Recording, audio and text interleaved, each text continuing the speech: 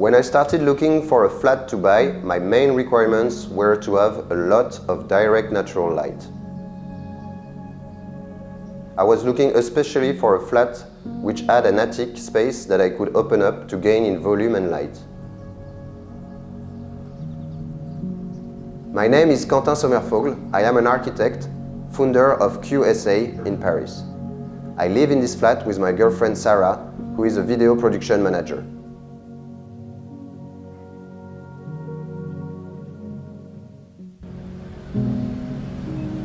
The flat is located in an authentic neighborhood of Paris' 20th arrondissement.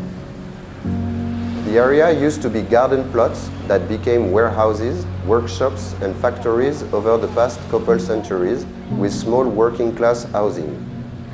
It remains a popular, lively neighborhood with plenty of small squares and gardens. The flat was in very poor condition. Right before the flat was sold, the parquet floor was wrapped with cheap tiles and the walls had a splash of white paint. Above the ceiling was an attic space that was difficult to access, so it was kind of a mystery up there. One of my main inspirations was the beautiful Paris flat of a great friend that has been featured on Never Too Small. I liked how he made use of the height by adding a mezzanine and his use of plywood. I also had influences from many architects I like and follow. I like simplicity, sincerity in the use of material, form and details. The flat is kind of an L shape. The larger end had a living and bedroom with windows facing the main courtyard, and the small end had a shower, bathroom and kitchen all along one wall. The design idea was to first open the space as much as possible, then to put all the functional space like the toilet, storage and bedroom into the smaller area of the flat. After removing the ceilings, the flat gained a bit of height, which made it possible to add a bedroom above the bathroom. The flat is at the second floor in a charming green condominium of workers' housing built at the beginning of the 20th century. The building sits further back from the street with its own village atmosphere.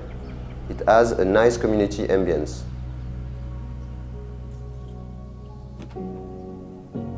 As you enter the flat, you are directly in the open living room and kitchen space.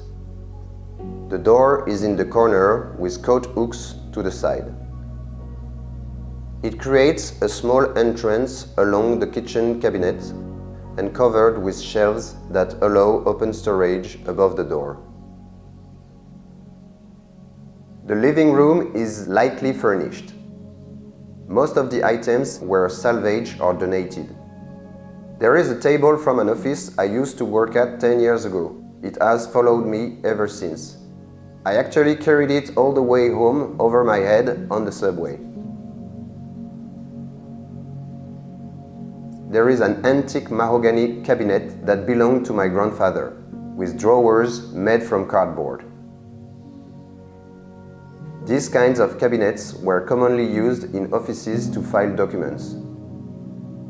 At the end of the living area, there is a frame to an old door. I obtained permission to turn it to a window, and I can't wait. And the sofa was donated by my older brother. The original timber floor was in very bad condition. The floor is now a solid maritime pine parquet. We added underfloor heating in this area, which is very pleasant in the winter when walking bare feet. We added wooden blinds on the outside of the windows to give a bit of shade in the summer, while not taking up space on the inside. When we removed the ceiling, we were able to put in 2 large skylights. The old beams on the ceiling were large and bulky, so we removed them. I had a structural engineer look at it and we were able to change them to thin metal tie rods. I painted them in yellow. It's fun, bright and contrasts well with the rest of the flat. The kitchen is made from hydro MDF panels, which have this green color. It is very durable and scratch resistant. Even though it's compact, it is a very functional kitchen. We were able to fit quite a lot in such a small space.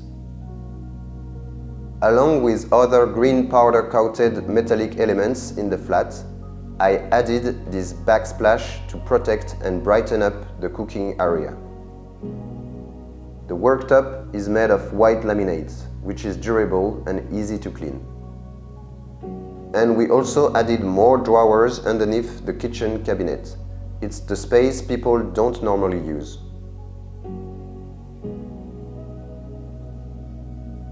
In the corridor, the kitchen unit continues along the curved shape of the stairwell, providing storage for food, plates, bowls, and other kitchen items.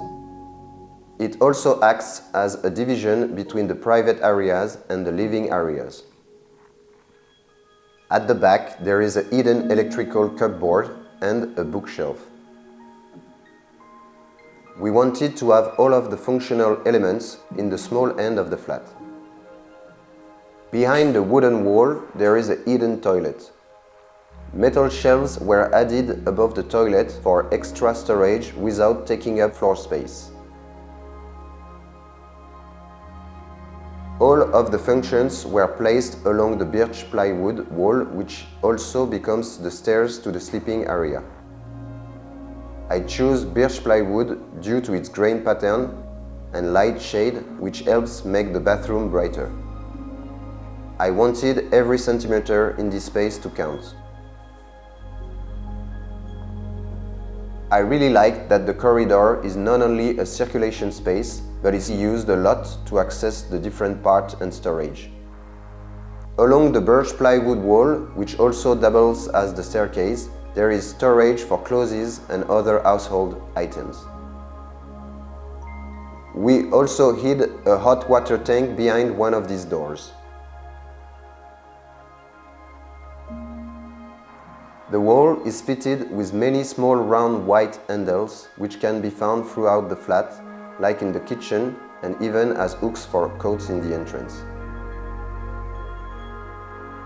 At the end of the bathroom is a spacious shower.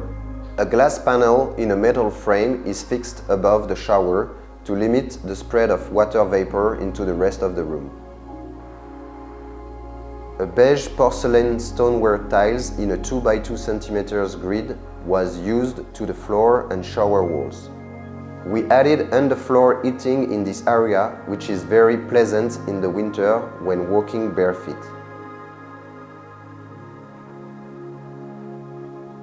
Above the bathroom is the sleeping area.